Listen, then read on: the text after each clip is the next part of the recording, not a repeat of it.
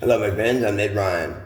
You know, the LAPD is a very, very dirty organization. We know this much right now that in LA, they are doing their best to censor the internet by stopping the uploads, in many cases, forever, people's views they don't agree with. How do they do this?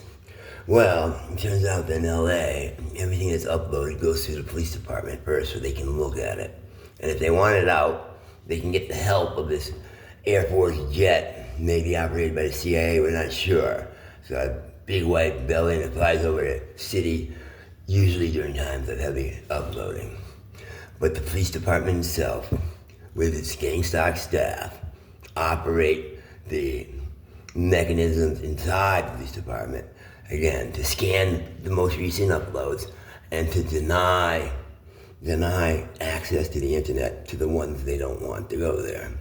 That is totally illegal and not at all the job of the police department. So why are they doing it? Because the LA people are being taken advantage of by their own police. That's right. They do this onto the LA people, the police do, because they are told to do so by whom? Probably power players inside the CIA or perhaps the billionaire oligarch class. Who cares? We know it's being done and we demand that it be stopped. We didn't hire the police. We don't pay the LAPD to censor the internet. We pay them to protect and serve, and we get very little of that. Anyways, they also were involved in a horrible thing that happened in October when Ed Ryan came to LA to message on the dirty acts of the CIA. Well, the LAPD got together a crew involving gang stalkers and a superior officer, supervising officer, and policies and also medicines that can put someone in a trance state. What did they do? They got on a jet and flew into Massachusetts. They went to a town where Ed Ryan lived called Turner's Falls. They went to his house where his wife was there, Julia. She wasn't there. She was shopping at the store, the grocery store. They went there. Finding her there, they engaged her in a conversation, and then, boom, they put her in a trance state with the drugs. They got her out of the shopping center into a different car, and they kidnapped her, taking her, away. To where? They took her eventually back to LA. So President Trump and J.D. Vance, Vice President, could use her inside of a videos that they were producing to sort of screw with Ed Ryan's mind. But before they got there, what happened to Julia? This is what went down as we learned from the gang stalkers who went on that trip, who are now rolling over and telling the truth as they try to make sure they don't spend long periods in jail. They took her and they gang raped her digitally. That's right. Gang stalkers is a cult. Both Vance and Trump members, along with a team that the LAPD sent in there. And as a cult of men who capture a woman on an operation, they think they are entitled to do rape upon that woman. So they did that to Julia Austin, my wife. Passed her around the room. They digitally penetrated her repeatedly. That's right. She's a great grandmother, and they thought that was funny. They laughed. They had a good time doing it. And then they took her into LA, where again, she appeared in those Mind Screw videos. You know, Donald Trump has a long history of sex abuse. And Vance, well, whatever. The fact of the matter is, there's plenty of evidence to prove what they did. And they think this is going to be kept quiet. I'm saying this. We demand, I demand, all of us demand, who's all of us? All the good people in LA, along with all the normal people in America, an investigation and indictment to issue upon, indicting those who did this horrible crime. The evidence is there, and it needs to be done. The DA in LA's county, who does the prosecuting and indictment, has been slow on the uptake to do anything against the GameStop gang. Why? Who knows? Maybe he's a number two. We're not sure. All we know is they've been getting a free pass to do crime upon the people, censor the internet, and a host of other things, and nothing happens to these people.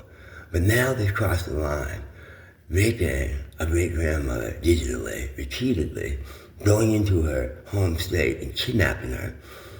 You know, isn't that a little bit too much? I say it is. I say it's way too much. And I say this. When I go see the district attorney sometime midday today, I'm going to explain the whole situation again to him, which he already knows, and ask him, are you going to do something about this, sir? And if he says no, I'm going to give him a piece of my mind that he won't forget hearing. But my friends, let's hope for the best. Because at this time in our history, I believe we need some good news. Good news that says there are people in the LA government who do believe in doing the right thing for the people. So far, we found very few of these. But perhaps this DA, when given the right information, will do the right thing. I hope so. I really do. But the thing that also needs to be mentioned is this. You remember I've talked about Pop the Locks, hopefully releasing the many African-American gentlemen who are over and incarcerated well into their senior years, and they're scheduled to die in jail. And I say, why not do the compassionate thing and allow them to be released? You know, that wasn't done. I often wondered why. And now things start to click into place. The LAPD, again, the police department that was so instrumental in getting many of these gentlemen and other African Americans arrested by beaming microwave messages into their mind that taunted them into rage-filled states or fear-filled states where they did self-defense acts.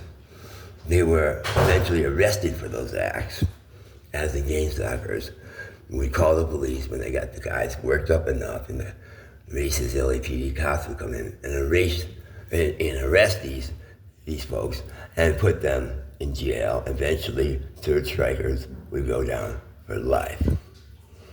You know, there's records for all this. There are a police station here in LA. They're in the file named the Ed Ryan file, as far as I can understand, and that's a pretty big file that used to be held in an area near where the chief hangs out. Well, this morning, as this news started to break, they're moving that file around. They're trying to hopefully destroy it and dispose of it. That file contains vivid proof of A, the trip into Massachusetts, B, the LAPD use of mind-torturing devices upon the African American population, mostly homeless, who were the victims to be messed with and sent to prison.